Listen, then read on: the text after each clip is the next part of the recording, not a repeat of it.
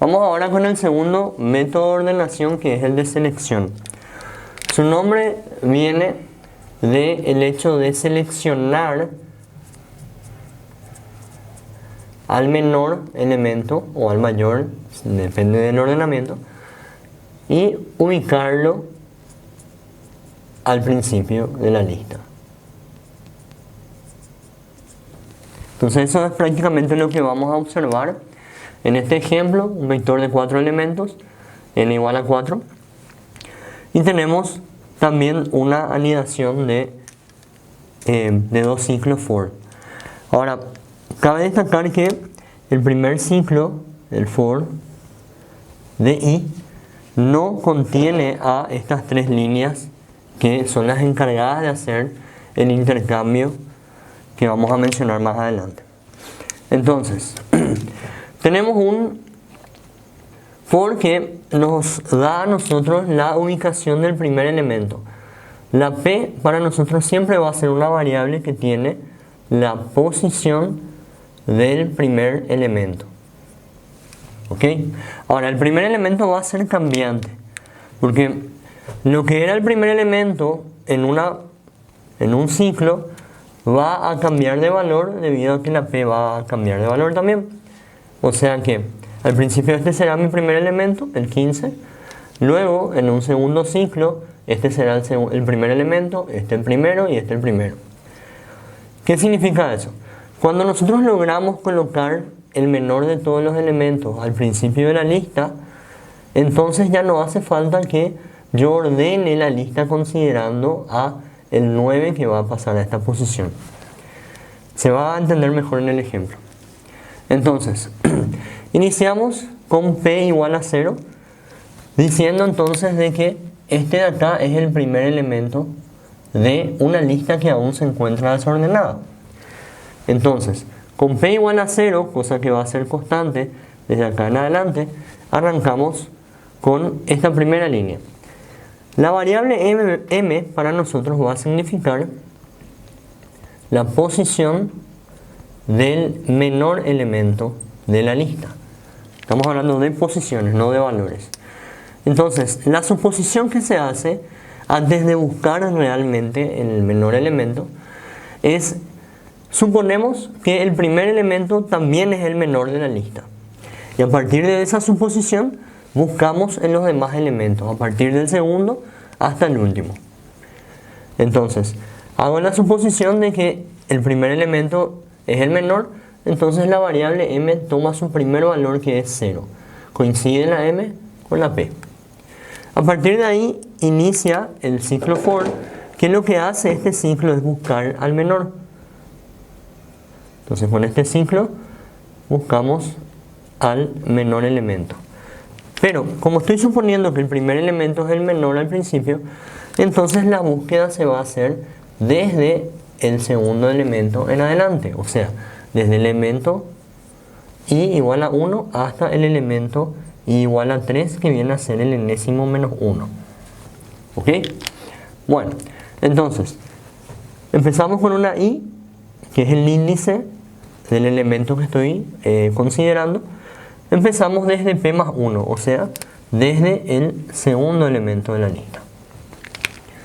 Ok, entonces, lo que hace este if es comparar siempre un cierto elemento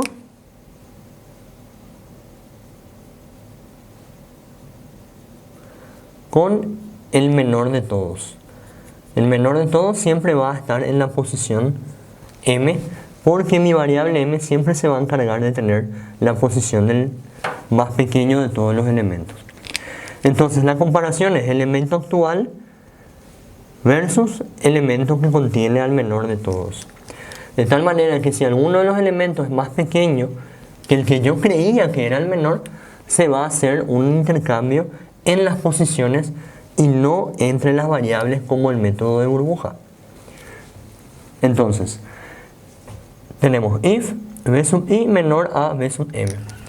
Observando acá para los valores actuales de i y de m, tenemos que b sub i, b sub 1 representa el 25, y tenemos que b sub m representa el menor considerado hasta ahora entre estos dos, que es el 15. Pregunto, 25 es menor a 15 y nos damos cuenta que esta afirmación es falsa. Como es falso, este if de acá se ignora, termina el for, vuelve a empezar y la i ahora cambia a 2. Con i igual a 2 estaría yo analizando entonces si el tercer elemento es más chico que el menor hasta ahora conocido, que es el 15 y está en la posición 0. Entro al if y pregunto, b sub i, que es b sub 2, que vale para nosotros 9, es menor a b sub 0, que es el menor de todos hasta ahora, 15.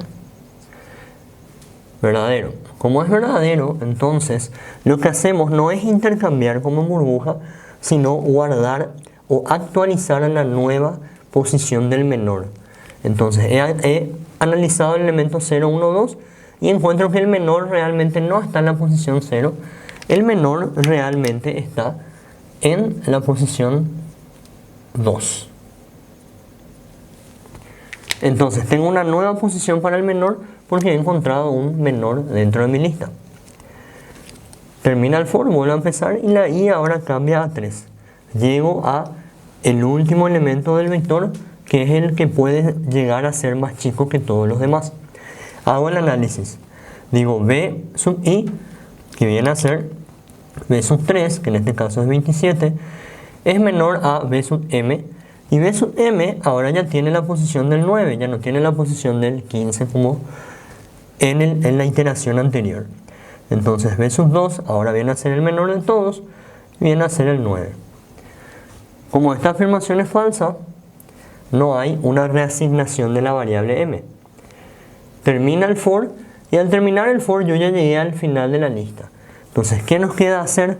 Nos queda hacer un intercambio entre el primer elemento con el menor. Entonces la idea sería cambiar el primer elemento con el más chico que yo haya encontrado. Para eso voy a cambiar el vector elemento en la posición m con el elemento en la posición p, utilizando el auxiliar.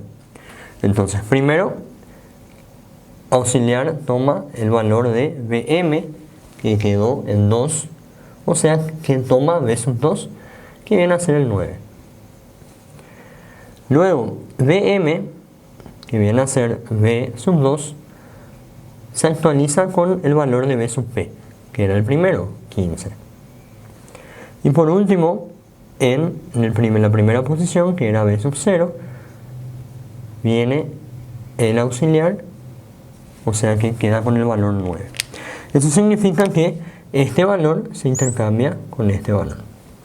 Fíjense que al contrario de burbuja, primero buscamos la posición del menor y luego hacemos el intercambio. Sin embargo, en burbuja vamos comparando y vamos intercambiando a la par de que el if nos resulta verdadero.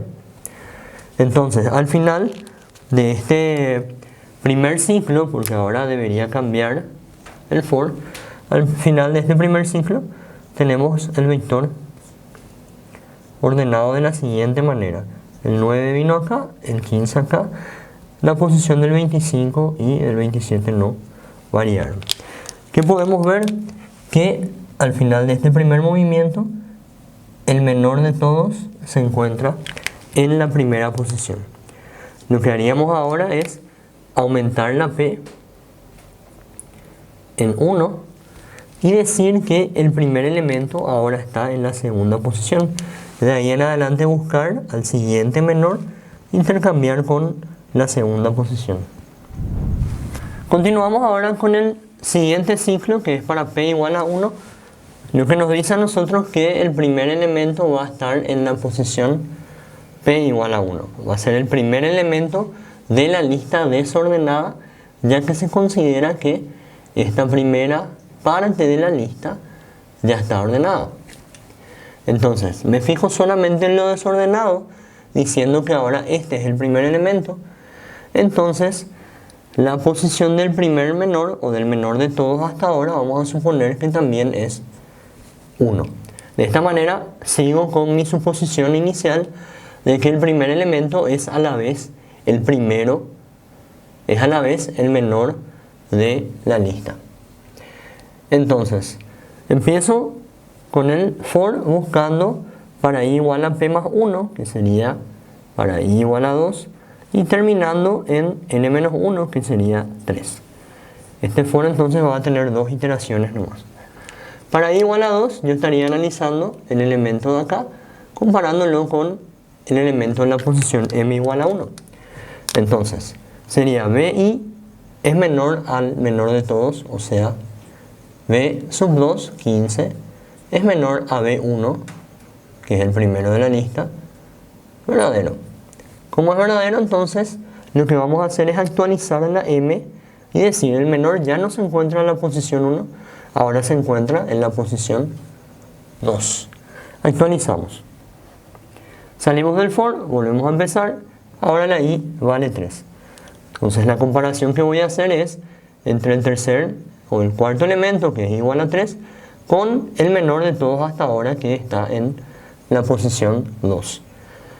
b3 o bi igual a 3 sería el 27 y b2, que sería bm, el menor de todos hasta ahora, 15. Como 27 no es menor a 15, esta afirmación es falsa.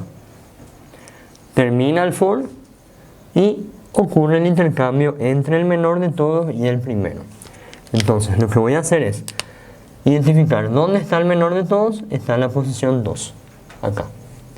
¿Dónde está el primero ahora mismo? En 1. Fíjense que la variable p nunca cambia. Entonces hago el intercambio entre 15 y 25. Acá viene el menor de todos y acá viene el primero de mi lista. Nuevamente la p cambiará ahora. Va a aumentar en 1, o sea que llega al valor 2. Todavía ese valor es menor o igual a 3. Entonces lo que tendría yo es la p corriendo un lugar a la derecha.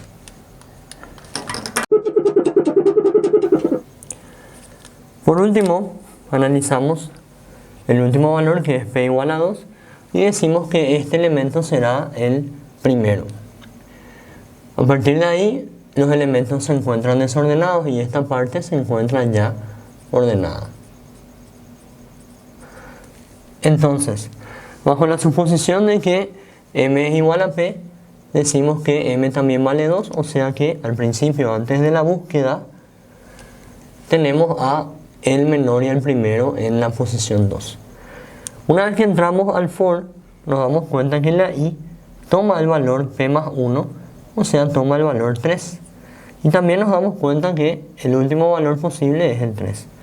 Quiere decir que en esta iteración, la i solamente toma el valor 3. Vemos el if, comparamos bi con b menor. Bi sería b3 y b2 sería bm, o el menor de todos. Entonces esto es 25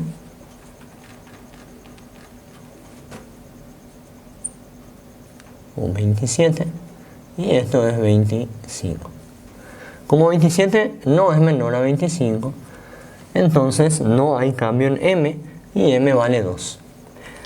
Al terminar el for tenemos el intercambio entre el menor y el primero, pero resulta ser de que el 25 es ahora mismo el primero de la lista y el 25 también es el menor de la lista. Entonces se hace un intercambio consigo mismo y la lista queda sin alterar.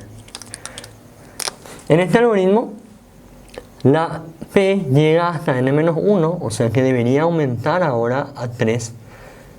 Pero eso ya no tiene sentido, porque si aumenta a 3 estaríamos diciendo que este es el primer elemento y que ya no hay nada para comparar a la derecha, lo que terminaría reasignando el 27 en el mismo lugar.